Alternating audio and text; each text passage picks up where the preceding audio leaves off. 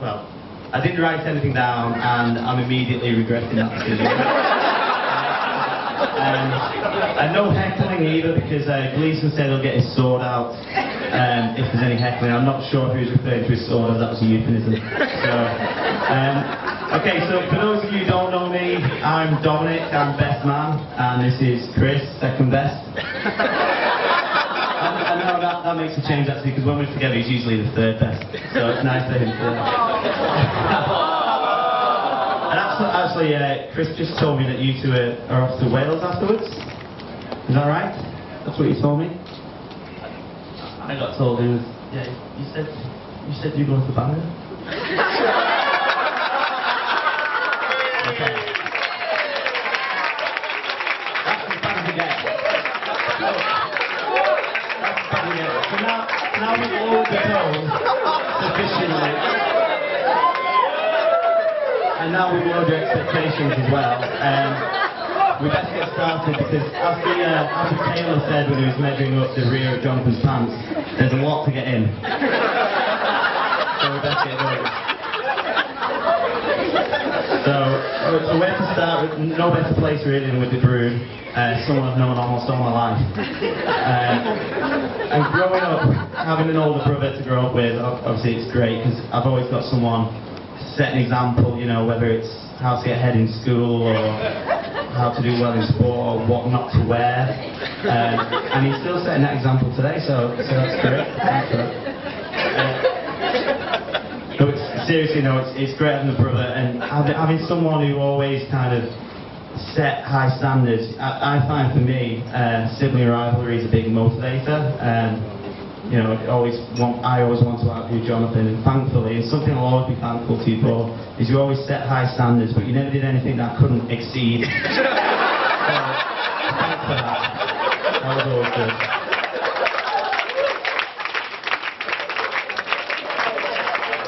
Growing up with Jonathan as well, obviously for those of you who've known him a while, really ambitious guy, competitive and stubborn, just like all the Kohlers who are here today, I guess.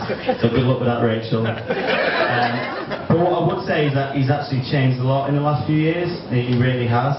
And I'm just going to set a bit of context for that. So when Jonathan first moved down to London, well, he was in Clapham at this time, and me and my beautiful girlfriend Kirsty decided we'd go and see him. And really, we just asked for free accommodation in London, and he happened to live there. So that's what we were doing. So we went down to see him in Clapham, and at that point, Jonathan thought he was going to run the city.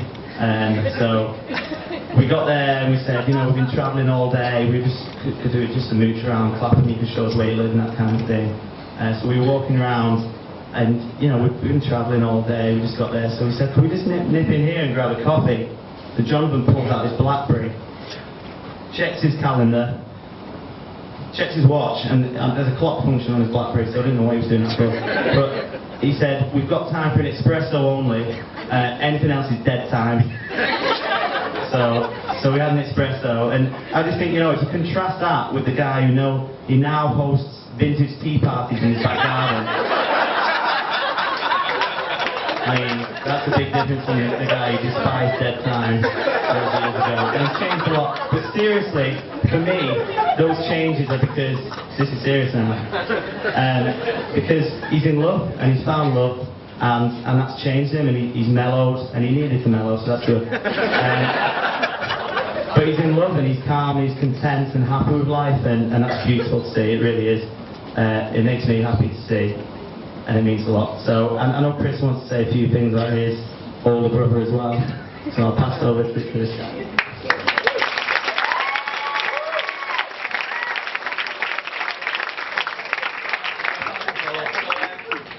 Again, sorry.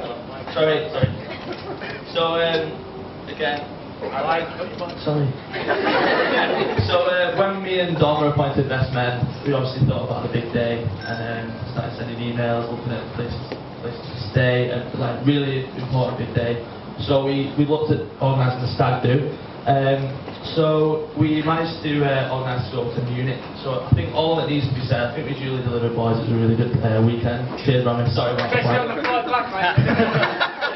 Rami got home at 3 o'clock in the morning, so sorry about that. But I think that all needs to be said about the stag do is Jonathan was the only one of the group to be led away in handcuffs and handed to the police. So you can ask him about that later. We won't delve into what happened, but ask him about that. I don't know if that's the first Rachel's heard about it, I'm not sure.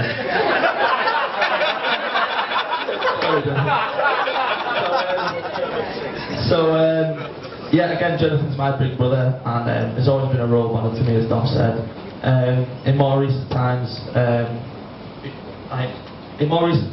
you are the smallest, shortest, fattest brother, and I'm the biggest. But you are my big brother, and someone I'll always look up to. A bit soppy, but he's always there for me and Dom. But when in times of trouble and times when I've needed it, he's always been there for me. So thanks for that. But I know he'll always be there for Rachel as well. I'd also like to thank the bridesmaids who, look, again, as Rachel, absolutely splendid. All the bridesmaids.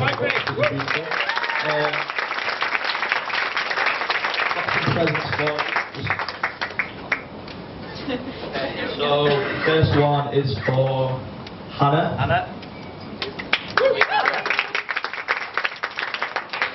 And this is Jenny.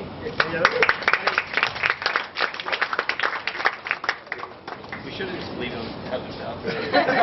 Rebecca.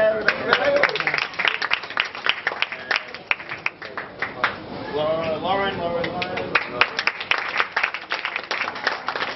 And this is for Rosemary. And mother of the bride, Rosemary. And Tad as well. And the mother. There we go. Okay, so very well done to the bridesmaids for getting Rachel there on time.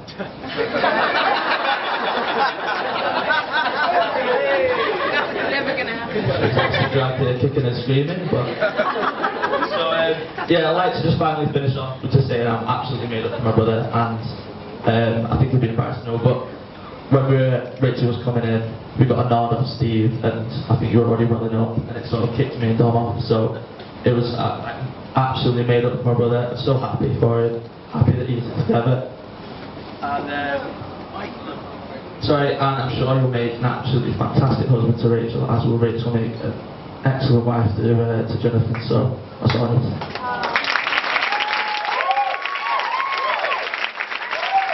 Okay, I won't keep you too much longer, because someone once said to me, a good speech is like a good skirt, so it's long enough to cover everything, but short enough to keep you interested. So, I had a few jokes about Rachel, but they were all involving the 12 dresses that she bought and the 6 venues, but I think they've been covered. But, I mean, it's been an amazing day, so, you know, you've got a career in event management if it all goes on, so there we go. No, it's been great, and it's an honour to stand here today and welcome the Pirellas into the family, and, you know, all be here as one big family, and that's just great. So really, there's nothing else for us to say apart from, could you all join me in standing up and raising your glasses to the husband and wife, Mr. and Mrs. Kohler. I wish you all the happiness in the world with both days. Thank you.